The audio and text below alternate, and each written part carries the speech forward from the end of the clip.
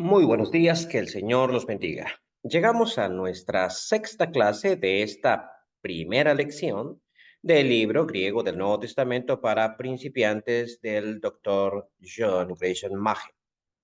Y para hoy vamos a ver los signos de puntuación.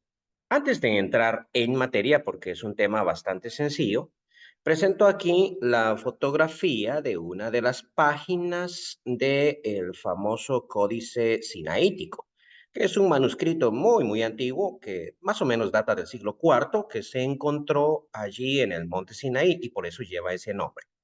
Pues si nosotros lo vemos detenidamente, vamos a ver varios aspectos interesantes.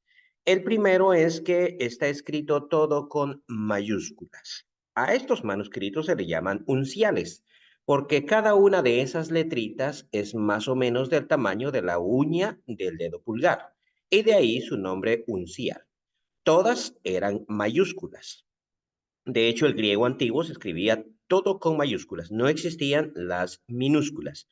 Más adelante se inventaron las minúsculas para facilitar la escritura y no se usan mayúsculas y minúsculas como en español, que se combinan, sino que más bien cuando se escribía en mayúsculas, se escribía todo con mayúsculas y luego cuando se utilizaron las mayúsculas quedaron únicamente para ciertos casos reservados como los nombres propios y los inicios de párrafos. Pues bien, otra cosa que llama la atención acá es que no hay espacios entre palabras. Así se escribía el griego antiguo. No existía espacio entre palabras, sino que se escribía de corrido, como podemos ver.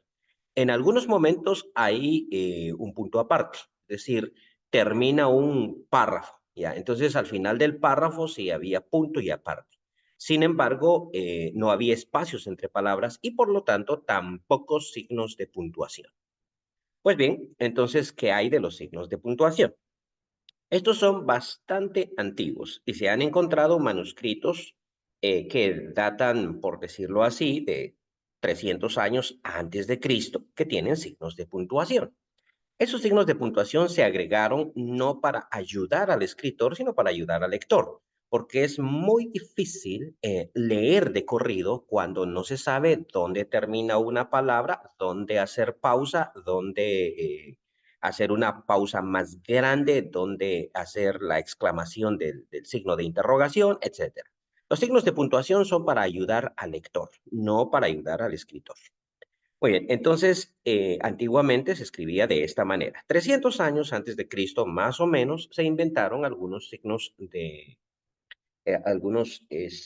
puntuación, pero no se pusieron en moda sino hasta como 400 años después de Cristo. ¿Esto qué quiere decir? Que los manuscritos más importantes, es decir, los más antiguos, como los papiros y en este caso los códices, no tienen signos de puntuación. Los manuscritos posteriores sí.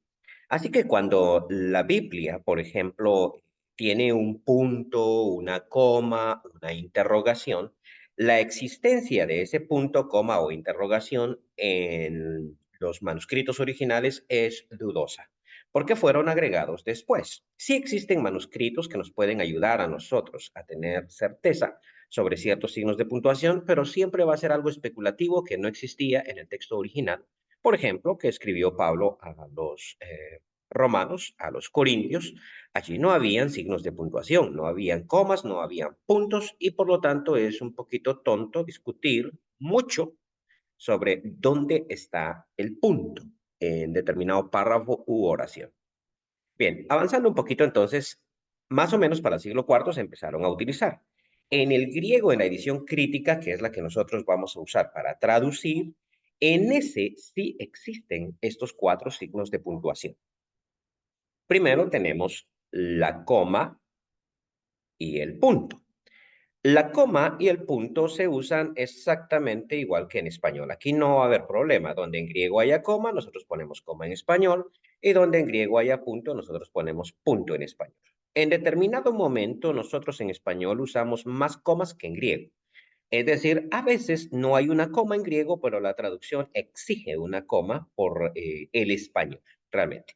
Pero donde en griego haya una coma, nosotros colocamos una coma en español. Y donde haya un punto, colocamos un punto. Punto y seguido o punto y aparte. Se usan exactamente igual. En griego existe este puntito en alto. A veces es difícil notarlo. Bueno, para alguien que ya está muy acostumbrado ya es más fácil, pero a veces para el que está empezando a traducir, no.